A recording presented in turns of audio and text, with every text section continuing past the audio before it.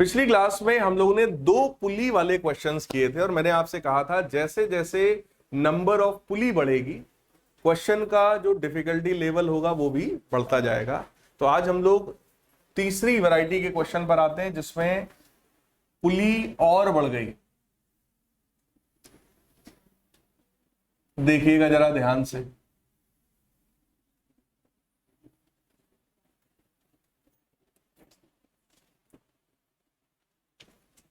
छोटा बनाते हैं इसको।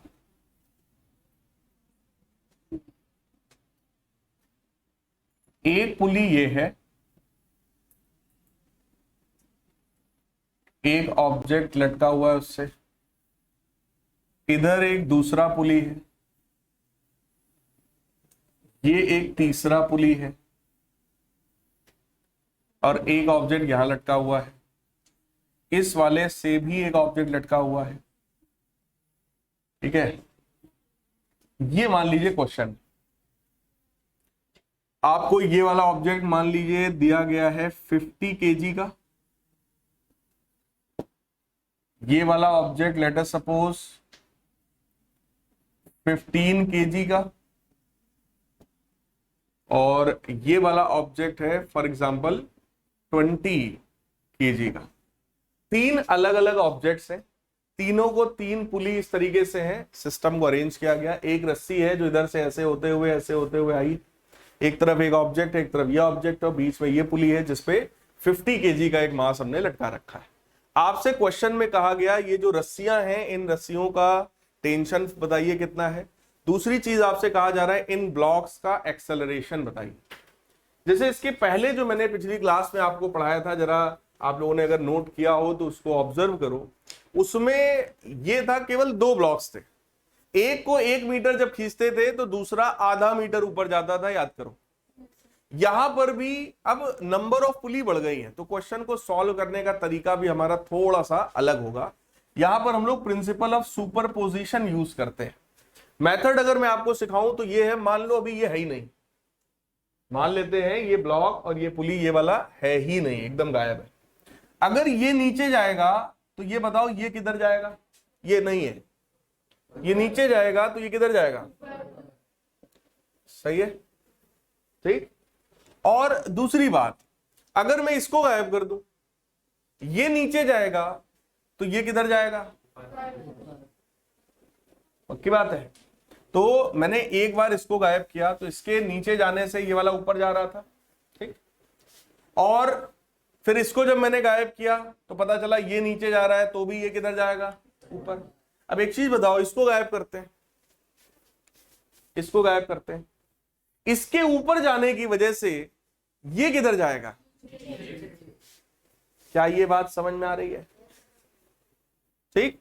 अब फिर से वापस आओ, इसको मैंने गायब किया था सबसे पहले, अगर इसको 1 मीटर नीचे खींचे तो ये ऊपर जाएगा, सबको पता है कितना ऊपर जाएगा? आधा मीटर। पिछली क्लास वाला क्वेश्चन है। तो अगर इसका एक्सेलरेशन है a1 तो इसका कितना होगा?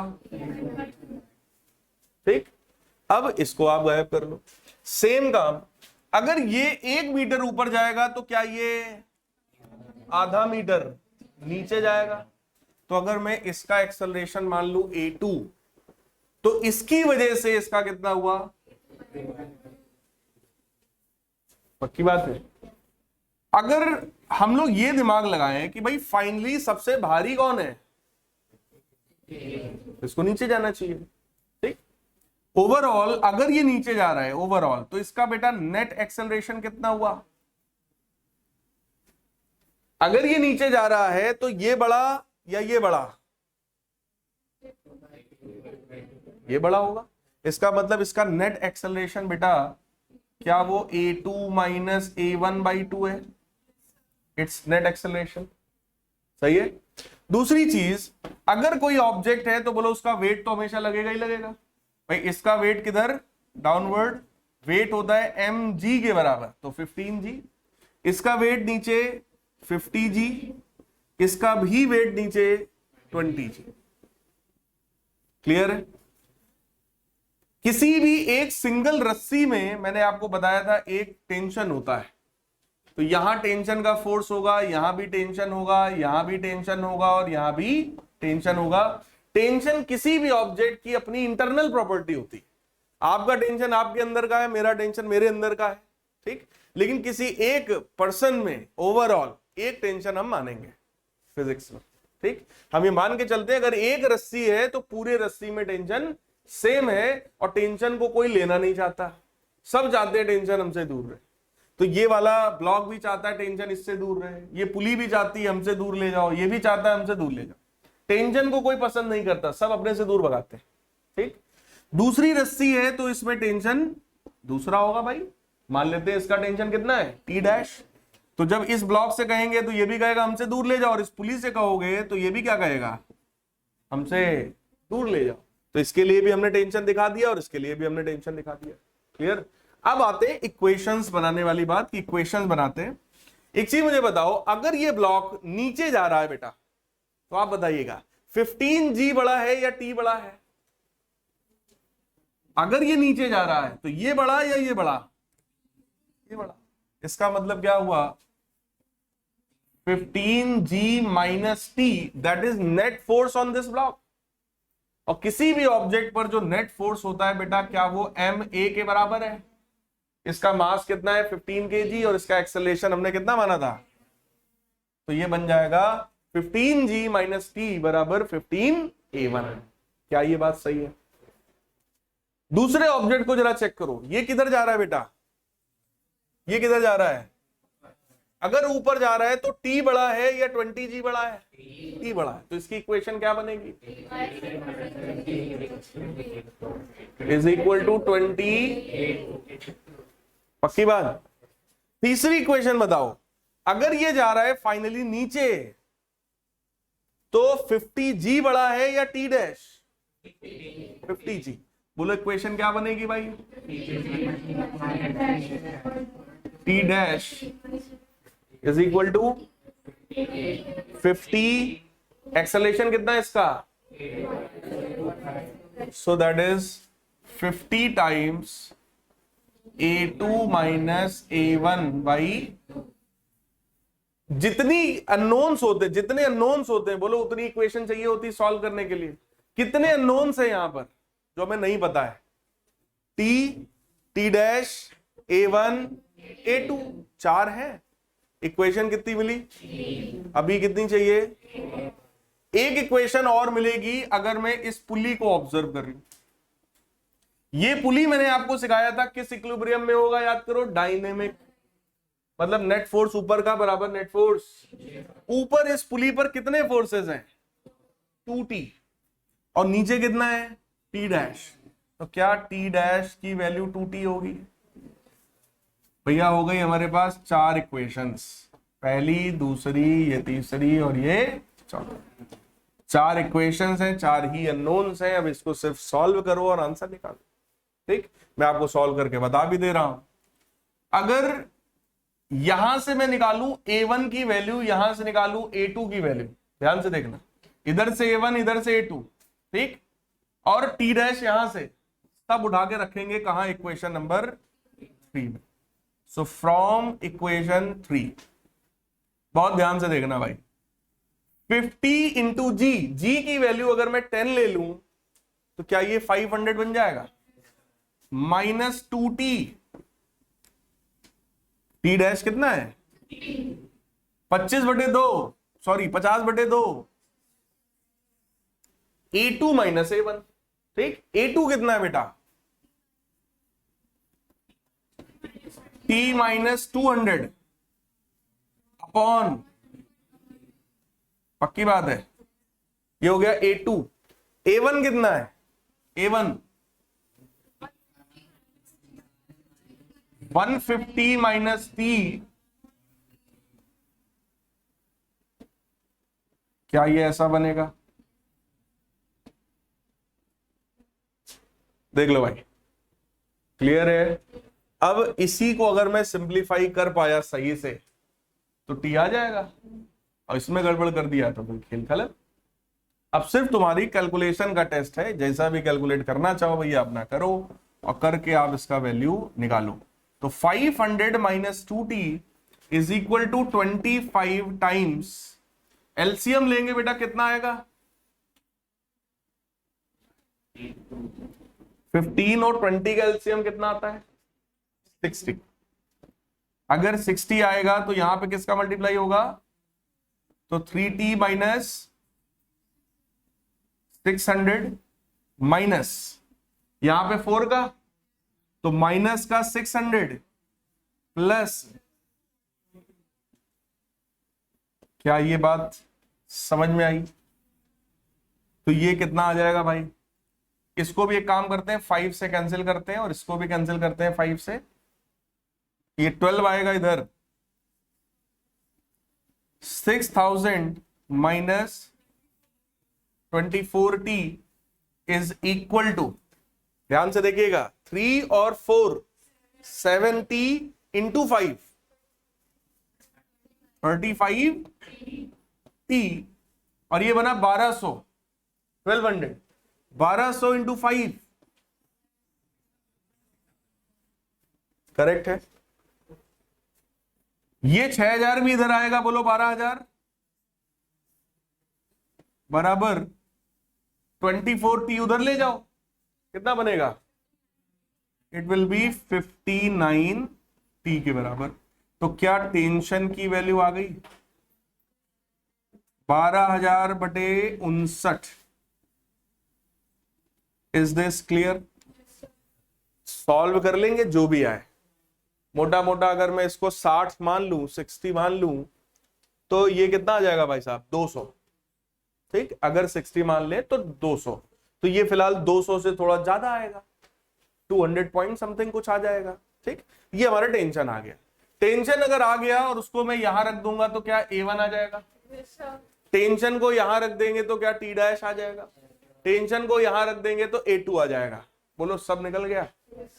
अब ये क्वेश्चन का देखो, इस टाइप के क्वेश्चंस का सारा खेल फिजिक्स का बस यहां तक है। अगर ये 4 इक्वेशन बना लिया तो फिजिक्स का काम खत्म है, मैथ्स का काम शुरू है। सॉल्व वॉल्व करो, वो भी मैंने सॉल्व करके आपको दिखा दिया, टी निकाल दिया है, इसमें रख के T1 निकालो, इसमें रख के T2 निकालो, यहां पे रख के T डैश निकालो, सब मिल जाएगा, काम खत्म। क्लियर है? कर लेंगे, कोई डाउट हो तो बताओ भाई, ठीक। तो ये पुल्ली पर बेस्ड क्वेश्चन है, लेकिन इस लेवल के क्वेश्चंस आपसे आपके स्कूल में नहीं पूछे जाते हैं।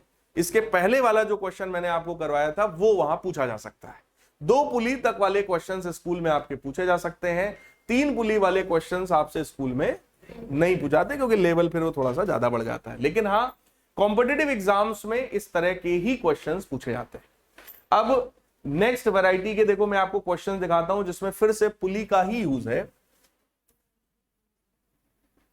इस क्वेश्चन में कहा जा रहा है ये एक टेबल है और इस टेबल पर ये कोई एक ऑब्जेक्ट रखा है, इस ऑब्जेक्ट से एक रस्सी हम लेकर आए और उसको एक पुली से हम लोगों ने पास किया, और एक कोई दूसरा ऑब्जेक्ट यहां पर लटका हुआ है। हमसे कहा जा रहा है एक का मास 10 kg है और दूसरे का है 5 kg।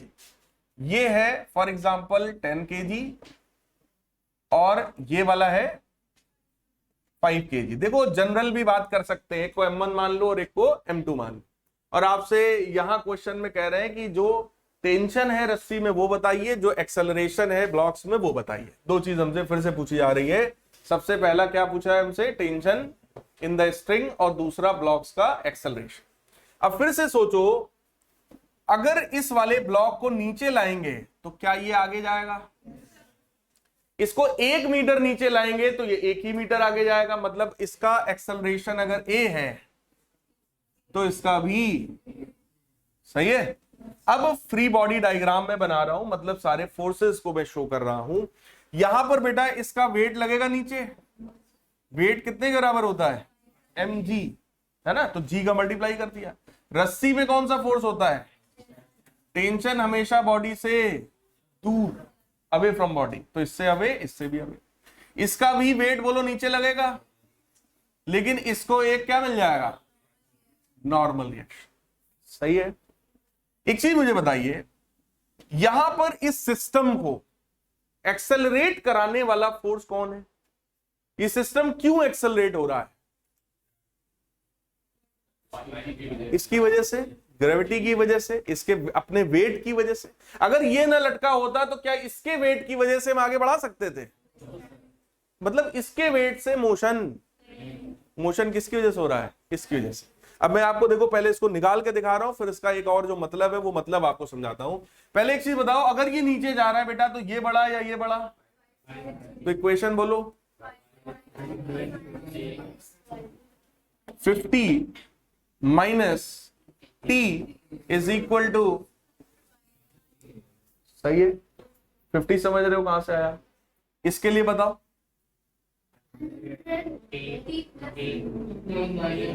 देखो इसके लिए अगर लिखना है तो सीधे सीधे ये लिखो, n बराबर 10g, भाई ऊपर का फोर्स बराबर नीचे का फोर्स। इस वाले ऑब्जेक्ट पर x डायरेक्शन में सिर्फ और सिर्फ एक फोर्स है, और वो फोर्स कौन सा है? तो वही फोर्स है जो इसको आगे ले जाएगा। बोलो यार। और वो t की वैल्यू कितनी होगी? 10 इंटू, नहीं समझ में आई बात? अगर ये नीचे जा रहा है तो 5g बड़ा और t छोटा, तो 5g माइनस टी बराबर 5a। और ये आगे जा रहा है तो यहां तो एक ही फोर्स है ना। बोलो यार, पीछे क्या कोई फोर्स दिख रहा है? फ्रिक्शन की कोई बात है नहीं, हमने पढ़ाई नहीं अभी आपको, तो उसकी बात भी हम नहीं कर रहे हैं आपसे। एक ही फोर्स है t। और बोलो इस 10 kg वाले को आगे खींचने वाला फोर्स कौन है? t। तो वही t इसके ऊपर नेट फोर्स है, और कोई भी ऑब्जेक्ट पे नेट फोर्स कितने के बराबर होता है? m into a। इसका मास कितना है? 10, और इसका एक्सेलरेशन कितना है? a। तो यहां से आप चेक करो, इसका फिलहाल कोई यूज नहीं है, लेकिन अगर आपका मन है निकालने का तो भाई निकाल लो। 100 न्यूटन का फोर्स हो गया नॉर्मल रिएक्शन, ठीक? इसका कोई यूज नहीं है। ये t की वैल्यू अगर मैं यहां रख दूं, ये इक्वेशन 1 मान लो, इसको 2 मान लो, इसको 3 मान लो। यहां भी अननोन 3 ही थे, एक t और एक a और एक n तो वैसे ही मिल गया, t और a देखो मिलने जा रहा है। इस t की वैल्यू को यहां पे उठा के रख दो। सो फ्रॉम इक्वेशन 1 एंड 3, अगर आप ध्यान से समझ रहे हो तो 50 minus 10a is equal to 5a। तो जरा चेक करिएगा, 50 इज इक्वल टू 15a, तो a बराबर 10/3। क्या ये बात समझ में आई? एक्सेलरेशन आ गया। और अगर एक्सेलरेशन को मैं यहां पे रख दूं तो चेक करो, टेंशन भी आ जाएगा। टेंशन की वैल्यू कितनी है? 10a के बराबर। So it is 10 times a, और a कितना है? 10/3, दैट इज 100/3 न्यूटन। टेंशन की वैल्यू भी आ गई और एक्सेलरेशन भी आ गया। क्लियर है? अब एक चीज को जरा सोचना, ये तो हो गया क्वेश्चन सॉल्व करने की बात। अब थिंकिंग वाली बात करते। इन दोनों ऑब्जेक्ट्स को मूव कराने का ठेका अकेले किसने लिया है? किसने लिया है? अगर ये ना लटका होता तो ये बोलो आगे ना बढ़ता। इसको भी उठा के अगर मैं यहीं रख देता तो पड़ा रहेगा ऐसे ही। तुम इधर पड़े रहो, हम इधर पड़े हैं, दोनों एक रस्सी से जुड़े रहो, क्या फर्क पड़ता है? यहां पर बोलो मूव कराने का ठेका इकलौता किसका है? लेकिन मूव कौन कौन कर रहा है? दोनों। क्लियर? इसका मतलब यहां पर वो फोर्स मुझे बताइए जो इसको मूव कराने वाला है। कौन सा फोर्स है जो इसको मूव कराने वाला है? यानी force responsible for motion is 50 Newton. क्या ये बात सही है? 5g 50 न्यूटन यही फोर्स है जो मूव करा रहा है। किसको किसको मूव करा रहा है? तो टोटल मास जो कि मूव कर रहा है वो कितना है? 15। अगर मैं कहूं कि कोई भी फोर्स 50 न्यूटन का है और वो 15 kg के ऑब्जेक्ट को मूव कराना चाहता है, तो पूरे सिस्टम का जो एक्सेलरेशन होगा, क्या वो नेट फोर्स अपॉन नेट मास हो जाएगा?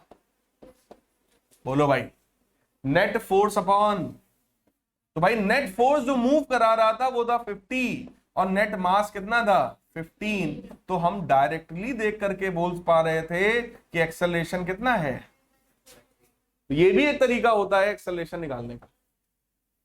क्लियर? भाई ये देख लो कि कौन सा फोर्स है जो ऑब्जेक्ट को मूव कराएगा। तो पता चला सर ये लटका ना होता तो ये मूव ना करता, मतलब यही फोर्स है जो मोशन देगा। और नेट फोर्स किसी भी ऑब्जेक्ट पर मास इंटू एक्सेलरेशन के बराबर होता है। लेकिन कौन कौन से मासेस हैं जो एक्सेलरेशन में आए? दोनों आए। खींच ये रहा है लेकिन खींच दोनों रहे हैं। बोलो यार, ठीक। तो इसका मतलब 50 न्यूटन का फोर्स था जिसने मोशन करवाया। किसका किसका कराया? 10 और 5 दोनों का कराया। तो मैंने वहां से एक्सेलरेशन को निकाल लिया। क्या ये बात समझ में आई? सही है। एक क्वेश्चन और देखिए।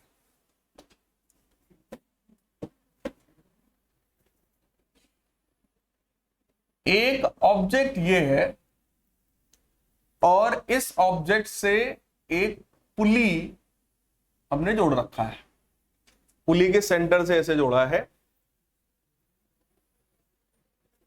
यहां पर कोई समझ लो दीवार है और इस दीवार से एक रस्सी हमने ऐसे बांधी है और वो रस्सी इधर से ऐसे आई। ठीक। इस ऑब्जेक्ट का यानी कि इस ब्लॉक का जो मास हमें क्वेश्चन में गिवन है वो है 100 kg। कह रहे हैं block of mass 100 kg set into motion on a frictionless horizontal table with the help of frictionless pulley as shown in the figure. What horizontal force will be applied to produce an acceleration of 10 centimetre per second square. यानी कि मास हमारा है पहली बात 100 kg और हम जो acceleration लाना चाहते हैं इस ऑब्जेक्ट में वो कितना लाना चाहते हैं? 10 सेंटीमीटर पर सेकंड स्क्वायर। तो आपसे कह रहे हैं जरा मुझे ये बताओ कितना फोर्स मुझे यहां से लगाना पड़ेगा। क्वेश्चन समझ में आ रहा है क्या है? 100 kg का ऑब्जेक्ट है, 10 सेंटीमीटर पर सेकंड स्क्वायर का एक्सेलरेशन लाना है। बताओ जरा कितना फोर्स लगाना पड़ेगा। अगर ये पुली वुली ना होता और मैं आपको बोलूं बेटा 100 किलो का मास है और इतना एक्सेलरेशन लाना है, बताओ कितना फोर्स रिक्वायर्ड है। अगर ये उली पुली कुछ ना होता तो बोलो कितना फोर्स रिक्वायर्ड होता? F बराबर ma। m कितना है? 100 kg और a कितना है?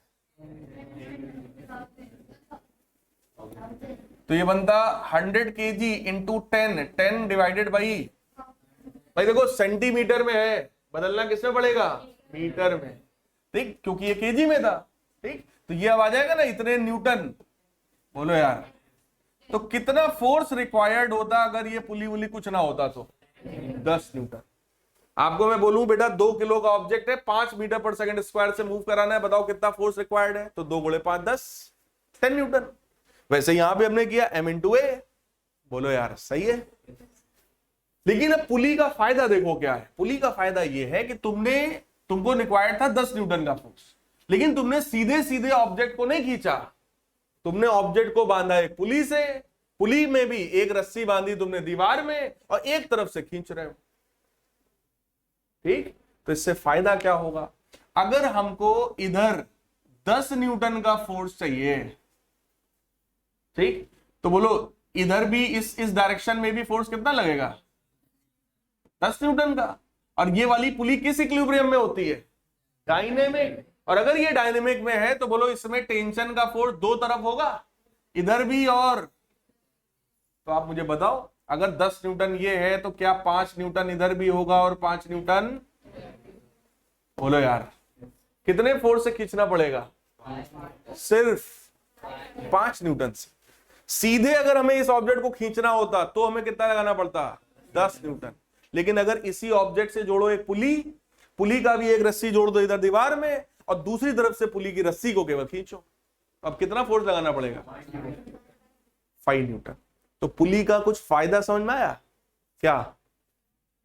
हमको फोर्स कम लगाना पड़ेगा और हम ऑब्जेक्ट को इजीली खींच पाएंगे।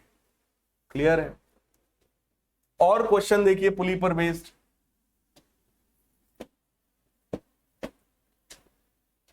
इस क्वेश्चन में हमसे कहा गया एक टेबल है और उस टेबल पर ये एक ऑब्जेक्ट रखा हुआ है और एक छोटी सी पुली यहां पे लगाया।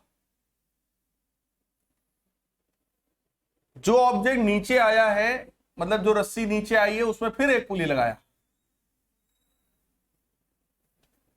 और इसको ले जाके यहां कहीं ऊपर से टांग दिया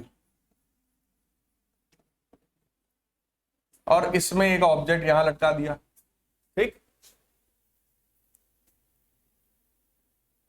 m1 मास है, m2 मास है, g है, कह रहे find acceleration of both blocks. इसका मास m1 है, इसका मास m2 है। कह रहे हैं दोनों ब्लॉक्स का एक्सेलरेशन बताइए और रस्सियों में टेंशन बताइए। ये हमारा क्वेश्चन। तो ये वाला इसका कोई यूज नहीं, तो इसको मैं हटा दे रहा हूं। क्वेश्चन समझ में आ रहा है क्या है? एक टेबल पर m1 रखा था, फ्रिक्शनलेस टेबल है, फ्रिक्शन की कोई बात नहीं, जब तक मैं पढ़ाऊंगा नहीं फ्रिक्शन। ठीक, ये है, ये पुली है, ये एक मास लटका हुआ है। अब एक चीज मुझे बताओ, आप कर चुके हो इस तरह का क्वेश्चन, अगर ये नीचे जाएगा तो ये ऊपर जाएगा, आगे जाएगा? बोलो यार, ये नीचे जाएगा तो ये, अगर ये 1 मीटर नीचे जाएगा तो कितना आगे आएगा? सोचो, बताओ भाई। है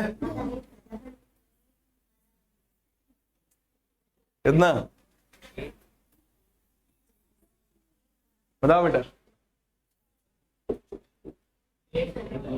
अगर ये 1 मीटर नीचे गया तो 1 मीटर इधर की रस्सी, 1 मीटर इधर की रस्सी कहां से आएगी? इधर ही से आएगी। इसका मतलब अगर ये 1 मीटर नीचे गया तो ये, नहीं समझ में आई बात भाई साहब? अगर ये पुली मान लो यहां पहुंची, ये इसका सेंटर था, और अभी मान लो यहां सेंटर पहुंचा, तो सेंटर कितना नीचे आया? 1 मीटर फॉर एग्जांपल।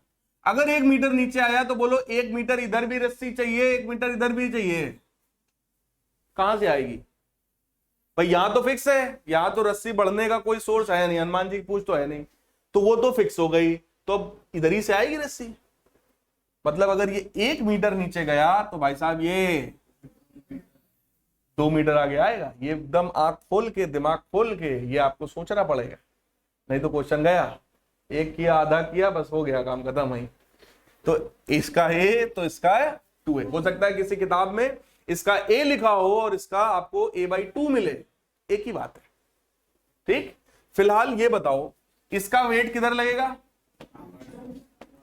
तो इसका वेट डाउनवर्ड हो गया भाई m2g, और इस वाली रस्सी में टेंशन T डैश, इधर भी टेंशन T डैश, इस वाली रस्सी में टेंशन T, इधर भी T और इधर भी T। इसका वेट m1g और इसका नॉर्मल रिएक्शन n। क्या ये बात क्लियर है? अगर ये नीचे जा रहा है तो इसका इक्वेशन बताइए। m2g माइनस, पक्की बात। पुली का इक्विलिब्रियम देख करके मुझे बताओ, पुली पर नीचे की तरफ फोर्स कितना है? T डैश, और ऊपर की तरफ फोर्स कितना है? पक्की बात। अगर ये आगे जा रहा है तो इस पर एकमात्र फोर्स कौन सा है? T, और वो T कितने के बराबर होगा? m1 into mass into acceleration, m1 into 2a। बाकी इसका नॉर्मल रिएक्शन इसके m1g बराबर होगा। नॉर्मल रिएक्शन का कोई काम यहां पे है नहीं। अगर पूछा जाता तो हम वो भी निकाल देते। क्या ये बात समझ में आई? कितने अननोन्स है हमारे पास? 3 या 4 कह लो भाई। T डैश, A और N। बोलो, N का हमें काम नहीं, इसीलिए मैं 3 बोल रहा था। तो T डैश और A, यही तो अननोन्स है। 2a तो आ ही जाएगा भाई, अगर A आ गया तो 2a तो कर ही लेंगे हम, तो अननोन थोड़ी ना हुआ। इसका मतलब 3 है। तो यहां से आप देखो फर्स्ट वाली जो इक्वेशन है, अगर मैं उसमें लिखूं m2g माइनस 2t बराबर m2 इंटू a, और इस t की जगह उसकी वैल्यू रख दें, तो m2g माइनस, देखो 2 पहले से है और t की वैल्यू में फिर से 2 है, तो क्या ये 4m1a आएगा बराबर m2a। तो यहां से जरा ध्यान से देखिएगा, a की वैल्यू क्या ये आ गई? बोलो भाई, क्या ये समझ में आया? Is this clear? भाई इसको इधर भेजेंगे, a कॉमन करेंगे तो क्या बनेगा? m2 plus 4m1। और उसको नीचे भेजेंगे। कुछ समझ आया कि नहीं आया? एक्सेलरेशन आ गया क्या? यही पूछा गया था हमसे। और अगर टेंशन पूछा जाए तो धर दो किसी भी एक में। T की वैल्यू है बेटा m1 टाइम्स 2a, तो 2 और a कितना है? m2g upon m2 plus 4m1। तो ये हमारा आंसर आ गया tension, that is 2 m1 m2g upon m2 plus 4। क्या ये बात समझ में आई? और जब t पता है तो t डैश तो पता ही है। बोलो यार, 2 का सिर्फ मल्टीप्लाई करना है तो आ जाएगा 4m1 m2g अपॉन जो भी है। क्या ये बात समझ में आई? ठीक, एक और क्वेश्चन देखिए।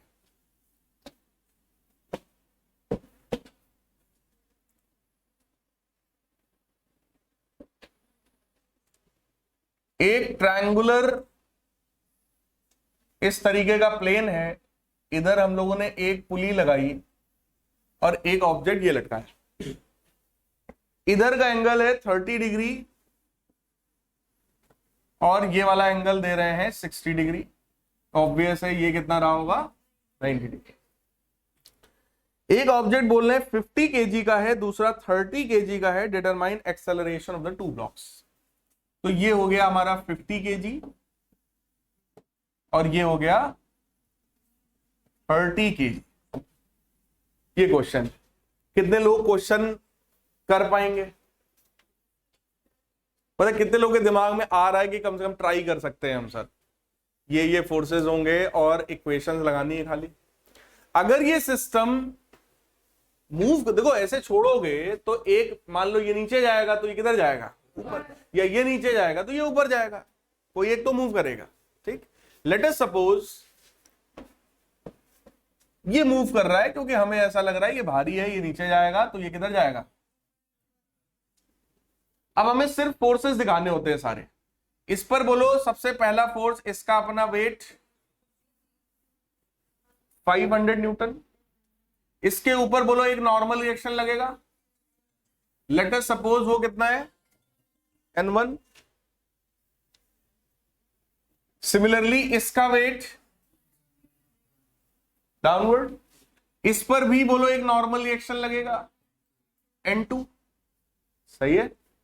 अगर ये 1 मीटर नीचे जाएगा तो ये 1 मीटर ऊपर आएगा, तो इसका एक्सेलरेशन अगर a है तो इसका भी a होगा। और ज्यादा से ज्यादा रस्सियों में क्या है? टेंशन है। क्लियर है? देखो इस ऑब्जेक्ट का जो भी एक्सेलरेशन है वो अलोंग द प्लेन है ना? इसका भी जो भी एक्सेलरेशन है a के बराबर वो भी अलोंग द प्लेन है। तो इस बार हमको x और y डायरेक्शन ना देखने की बजाय अलोंग द प्लेन और परपेंडिकुलर टू प्लेन हमें कंपोनेंट्स करने पड़ेंगे। यानी कि अगर ये एंगल 30 है तो कोई मुझे ये एंगल बता सकता है कितना होगा?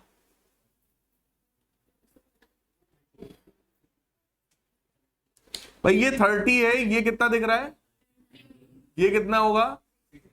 और अगर ये 60 है तो ये, क्या ये बात सही है? ठीक, मतलब देखो वेट का नॉर्मल रिएक्शन के साथ वही एंगल होता है जो इंक्लाइंड प्लेन का होता है। तो क्या ये एंगल आप बता सकते हैं? That is 60। अब जब एंगल पता चल गया है तो अब हम करेंगे इसके कंपोनेंट्स। 500 है, ये 30 डिग्री है, तो बोलो इधर की तरफ कंपोनेंट कितना होगा? 500 cos 30। इधर कितना होगा? 500 sin 30। सही है। ये 300 है, ये 60 है, तो इधर की तरफ, तो इधर की तरफ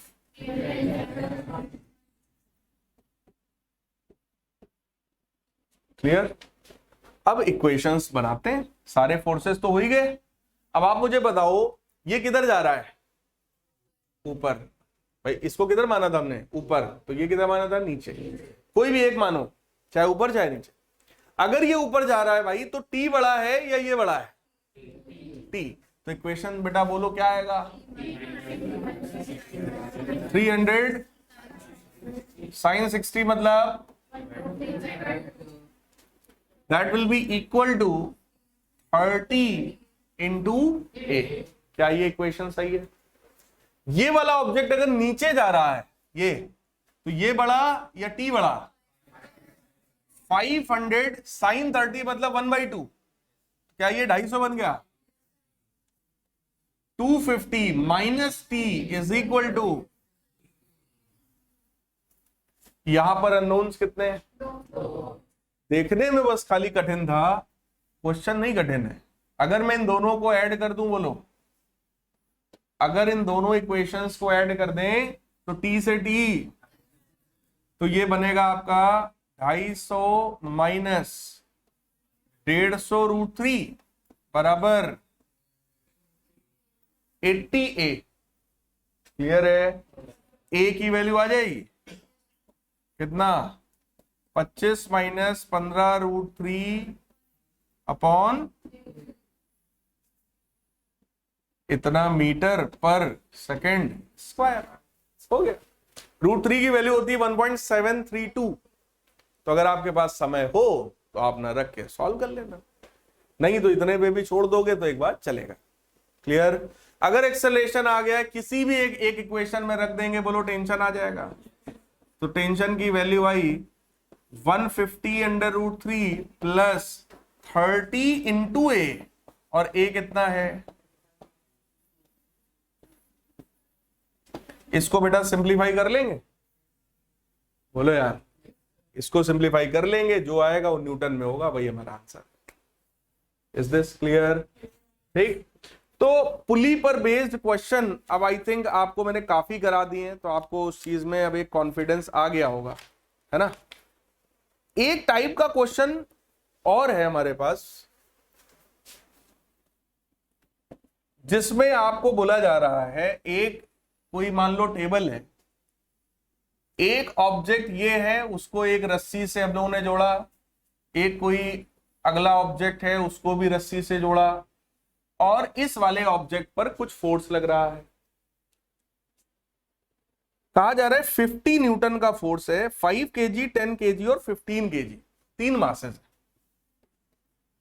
50 न्यूटन का फोर्स है, ये मान लो 5 kg है, ये आपका 10 kg है, और ये आपका 15 kg है। हमसे कहा जा रहा है तीनों रस्सियों में टेंशन बता दीजिए, और पूरे सिस्टम का मतलब सारे ब्लॉक्स के एक्सेलरेशन बता दीजिए। टेंशन एंड एक्सेलरेशन, दो चीजें हमसे पूछी यार, क्या आप कर पाएंगे? कर पाओगे बेटा? कैसे होगा?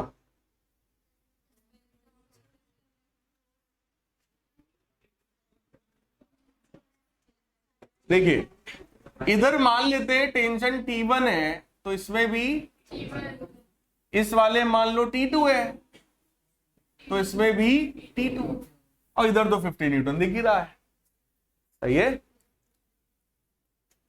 अगर मैं इस 15 kg वाले ब्लॉक के बारे में, अच्छा एक चीज बताओ, अगर इसको 1 मीटर खींचेंगे तो ये भी 1 मीटर खींचेगा, ये भी 1 मीटर खींचेगा, और सब आगे जाएंगे। बोलो यार, मतलब तीनों का एक्सेलरेशन क्या है? सेम, ए के बराबर। ठीक। तो क्या आप मुझे इसके लिए इक्वेशन बता सकते हैं? इसको आगे बढ़ाने वाला फोर्स कौन है? T1। तो T1 की वैल्यू क्या 5A के बराबर है? बोलो भाई, यहां इक्वेशन बताओ, ध्यान से देखो, किधर जा रहा है ये? आगे जा रहा है, तो T2 बड़ा है या T1? तो T2 माइनस T1 बराबर 10 है। सही है। इसके बारे में बताओ, minus. Is this clear? How many unknowns are there? T1 T2 and A, तीन अननोन, 15 है। हाँ सही है, 15 है। तीन अननोन्स हमारे पास, T1 T2 और A। क्लियर? इन्हीं को सॉल्व कर लो एक एक करके, हमारा सब आ जाएगा यार। T1 की वैल्यू 5 है तो माइनस नहीं, T2 की वैल्यू कितनी आई भाई? 50 माइनस 15 है T2। T1 तो साफ साफ है 5A बराबर 10A। Is this clear? मैंने क्या किया, मैंने T2 की वैल्यू यहां से निकाल के यहां रखा और T1 यहां से यहां रखा। समझ में आ रहा है? Yes, sir. तो ये आपका आएगा 50 इज इक्वल टू, ये बना 20 और इधर जाएगा 30, तो A की वैल्यू कितनी आई? Is this clear? अगर एक्सेलरेशन हमें पता है A, यहां रखेंगे T1 आएगा, यहां रखेंगे T2 आएगा, बोलो सब पता है। क्या एक्सेलरेशन को निकालने का और भी कोई तरीका था? सीधे सीधे भाई हम कहते हैं ना कि टोटल फोर्स जो यहां आगे बढ़ाने के लिए रिस्पॉन्सिबल है वो कौन है? 50। किसको किसको बढ़ा रहा है? तो टोटल मास कितना हुआ? बोलो यार, क्या एक्सेलरेशन बिना सॉल्व किए हम बता सकते थे? तो ये सब चीजें थोड़ा सा ध्यान रखिएगा कि हम ऐसे भी कर सकते हैं, अपने समय को हम बचा सकते हैं। क्या ये बात क्लियर है?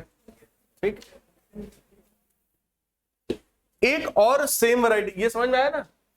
सेम वैरायटी का एक क्वेश्चन और है।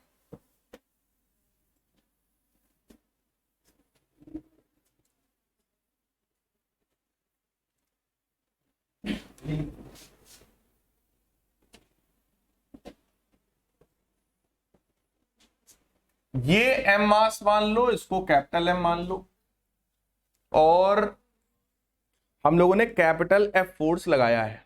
ठीक, ये F फोर्स। क्वेश्चन में हमसे कहा जा रहा है if two blocks are always in contact, ये दोनों ब्लॉक्स हमेशा कॉन्टैक्ट में रहते हैं, what is the force at their common interface. इनका ये जो कॉमन इंटरफेस है, ये जहां पे दोनों कॉन्टैक्ट में, वहां पर कितना फोर्स होगा, ये हमारा क्वेश्चन। देखो पिछले क्वेश्चन में ऑब्जेक्ट्स अलग अलग थे, उनके बीच में रस्सी लगी थी, तो चीजें थोड़ा सा क्लियर थी। यहां पर क्या है, ऑब्जेक्ट सटा हुआ है, लेकिन मैंने आप लोगों को पहले ही पढ़ाया था, अगर ये M मास है मान लो, इसके ऊपर एक फोर्स अगर इधर तुमने लगाया है F फोर्स, ठीक, ये कैपिटल M वाला मास है, कैपिटल M वाले मास पर कौन सा फोर्स? देखो स्मॉल m को आगे बढ़ाने वाला फोर्स कौन है? F। लेकिन कैपिटल M को बढ़ाने वाला कौन है? स्मॉल m तो मास है, फोर्स थोड़ी ना है। भाई हमने क्वेश्चन क्या पूछा, स्मॉल m को बढ़ाने वाला फोर्स कौन है? तो आपने बोला कैपिटल F, बिल्कुल सही है। कैपिटल M को आगे बढ़ाने वाला फोर्स कौन सा है? स्मॉल m प्लस m जो भी है वो तो मास है ना भाई, मैं फोर्स की बात कर रहा हूं। फोर्स कौन सा है? क्या वो भी F है? मान लो दो बच्चे खड़े हैं, ये दोनों ऐसे खड़े हैं यहां पे अगल बगल, ठीक, दोनों सटे हुई हैं, और मैंने इनको धक्का दिया। इनको धक्का देने वाला तो मैं, क्योंकि डायरेक्ट धक्का दिया। उसको किसने धक्का दिया? हमने। किसने दिया? इन्होंने। इसका मतलब क्या उसके पास वही फोर्स पहुंचेगा जो मैंने लगाया है? कुछ तो ये झेल जाएंगी, जो बचेगा वो उधर पहुंचेगा। इसका मतलब दोनों में फोर्सेस अलग अलग होंगे। क्लियर? और इसका कॉन्सेप्ट मैंने आपको पहले भी बताया था। अगर दो ऑब्जेक्ट्स बेटा कांटेक्ट में हैं, तुरंत बीच में एक फोर्स आ जाता है। दो ऑब्जेक्ट अगर कांटेक्ट में आए तो एक रिएक्शन का फोर्स आता है, और वो रिएक्शन का फोर्स हमेशा कैसा होता है? Equal and. तो इसके ऊपर अगर फोर्स लगा इधर की तरफ, रिएक्शन फोर्स, तो इस पर किधर लगेगा? Right side. और बोलो इसको आगे बढ़ाने वाला फोर्स यही R है। बोलो भाई, इसको आगे बढ़ाने वाला कौन है? R। अब इक्वेशंस की बात करो, अगर ये आगे बढ़ रहा है तो एफ बड़ा या आर, एफ, तो इक्वेशन, अच्छा अगर ये 1 मीटर आगे बढ़ेगा तो क्या ये भी 1 मीटर बढ़ेगा? यस, कांटेक्ट में। अगर ये दोनों ऐसे खड़ी हैं और मैंने धक्का दिया इनको 1 मीटर, तो दोनों 1-1 मीटर आगे बढ़ेंगे भाई, कांटेक्ट में है, जितना वो बढ़ेंगे उतना उनको बढ़ना पड़ेगा। क्या ये बात क्लियर है? तो यहां पर भी भाई अगर इसका एक्सेलरेशन ए है तो इसका भी ए है, क्योंकि दोनों कांटेक्ट में है। ठीक, तो बेटा ये बना। इसके लिए बताओ, इसको आगे बढ़ाने वाला सिर्फ और सिर्फ कौन है? R. So that R will be equal to capital M into A. Unknowns कितने हैं हमारे पास? कौन 3? कौन कौन अननोन्स हैं? एफ तो गिवन है क्वेश्चन में, आर और ए, और यही 2 इक्वेशंस हमारे पास है। बोलो यार, 2 ही तो अननोन है भाई, एक आर और एक ए, 2 ही अननोन्स हैं। इसको हम लोग सिंप्लीफाई करते हैं। सो इसको आप इक्वेशन 1 मान लो, इसको आप इक्वेशन 2 मान लो। F minus capital M A बराबर स्मॉल एम ए, तो यहां से देखो कैपिटल एफ बराबर capital M plus small M times A, तो जरा चेक करिए स्मॉल ए की वैल्यू कितनी आ गई?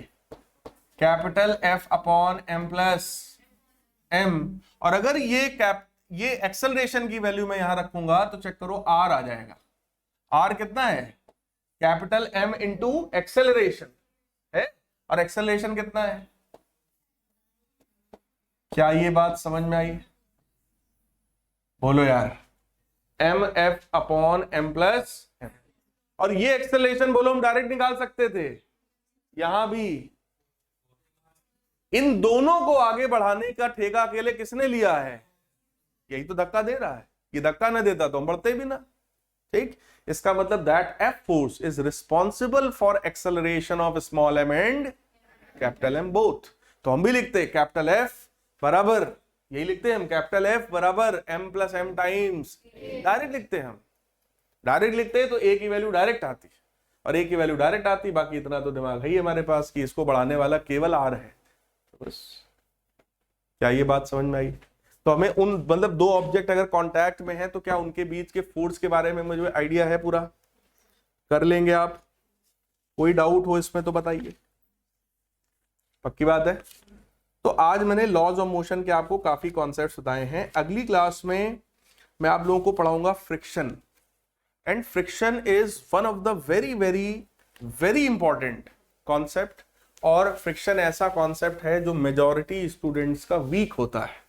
फ्रिक्शन से मेजॉरिटी स्टूडेंट्स को डर लगता है। फ्रिक्शन का क्वेश्चन जैसे ही स्टार्ट होता है तो वो आप लोगों से गलत होना शुरू हो जाता है। लेकिन फ्रिक्शन बहुत ही बढ़िया, बहुत ही इजी कॉन्सेप्ट है। ठीक है, तो अगली क्लास में हम लोग फ्रिक्शन की बात करेंगे, और होपफुली पूरा का पूरा फ्रिक्शन हम लोग नेक्स्ट क्लास में पढ़ेंगे। ठीक है।